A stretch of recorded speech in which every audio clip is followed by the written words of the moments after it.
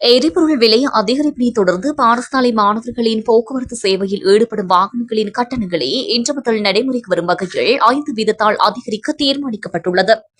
ஊடகவியலாளர் சந்திப்பொன்றில் கலந்து கொண்டு கருத்து தெரிவித்த அகில இலங்கை பாடசாலை மாணவர் போக்குவரத்து சங்கத்தின் தலைவர் லலித் சந்திரஸ்ரீ பெர்னாண்டோ, இதற்கு முன்னர் பலமுறை எரிபொருள் விலையில் மாற்றம் ஏற்பட்ட போதிலும் நாட்டின் சூழ்நிலையை கருத்தில் கொண்டு போக்குவரத்து கட்டணங்களில் மாற்றம் செய்யவில்லை என குறிப்பிட்டார்.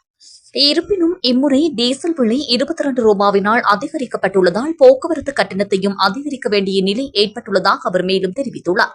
ஏனைய சங்கங்களோடு கலந்தாலோசித்த பின்னரே இந்த முடிவு எடுக்கப்பட்டதாக அவர் ஊடகங்களிடம் தெரிவித்துள்ளார். அதன் அடிப்படையில் குறித்த கட்டண திருத்தம் இன்று முதல் அமலுக்கு வருவதாக லலித் சந்திரஸ்ரீ பெர்னாண்டோ தெரிவித்துள்ளார். இதுகுறித்து அவர் மேலும் தெரிவிக்கையில், தூங்கி எழுந்திருக்கும் போது திடீரென எரிபொருள் விலை உயர்ந்துள்ளது.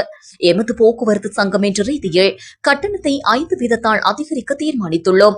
அதன்படி ஒரு பாடசாலை மாணவருக்கான கட்டணம் 10,000 ரூபாவாக இருந்தால் அது 500 ரூபாவினால் அதிகரிக்கும். 22 ரூபாய் விலை அதிகரிப்பானது போக்குவரத்து துறையில் எமக்கு பெரும் பாதிப்பை ஏற்படுத்துகின்றது. விருப்பம் இல்லாவிட்டாலும் இந்த முடிவை எடுக்க வேண்டியதாயிற்று.